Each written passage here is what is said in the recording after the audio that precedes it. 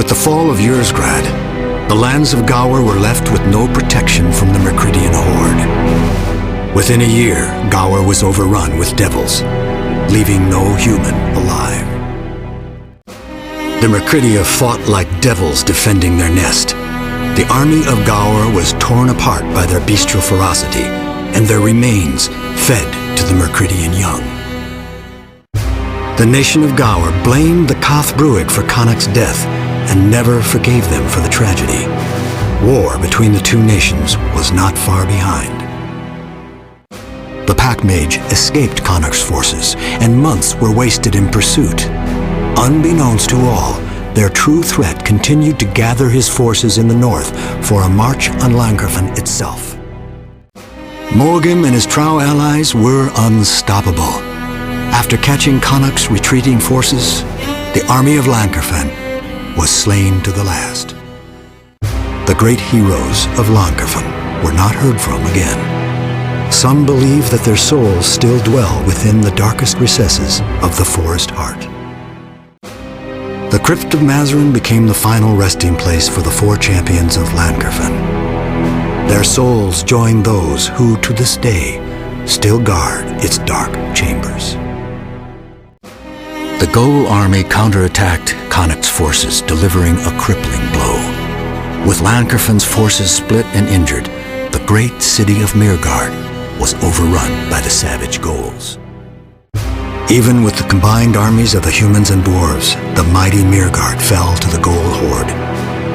With the dwarves lost as allies, the Cathbruig Empire was lost as well.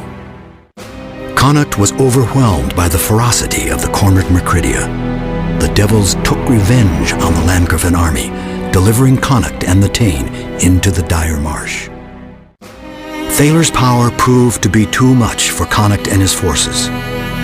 It is said their bones still lie buried beneath the black spires of Thaler's fortress. The great city of Lankerfen fell to Moagim's forces after a titanic battle. Wasting no time, his forces spread over the world, plunging it into a new age of darkness. The Rod of Keliach was not destroyed. Only 2 days later, Moagim and his newly risen force of undead assaulted Lankerfen once again, and this time its gilded walls were broken asunder by the might of Moagim's army. The beginnings of the Ogre Rebellion were smashed by the iron foot of the Trow. Connacht's remaining force was run down by the pursuing Trow warriors. The colossal Trow crushed the petty uprising, smashing Connacht's forces into the snow of Avernus. The human race would eventually become only a distant footnote in the history of the Trow.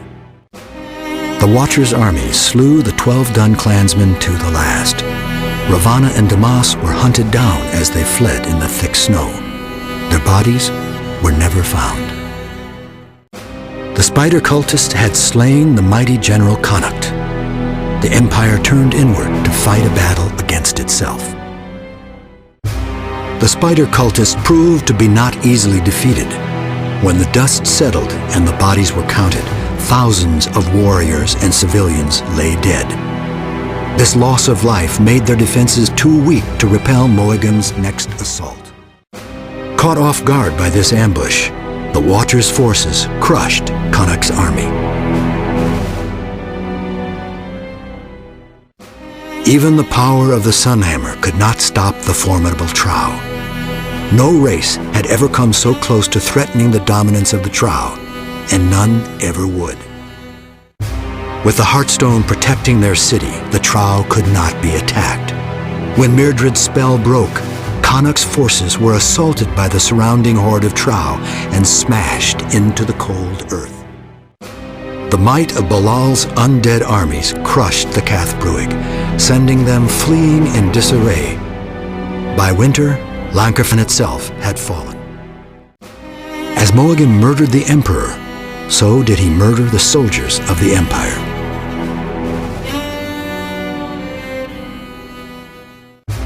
Moagim's skill proved to be too much even for Connacht. With his corrupt blade, Moagim ended the life of the great hero. Connacht and Damas were never seen again. Emperor Majaran said that they died while killing Moagam, giving their lives for the glory of the empire. They would be remembered as great heroes. Soon, Emperor Majaran led his newly formed armies north to conquer the Trow's former homeland and the decimated lands of the 12 Duns. Even the dwarven kingdoms fell to the might of his army. Only the nation of Gower resisted the might of the emperor, but in time, they too fell.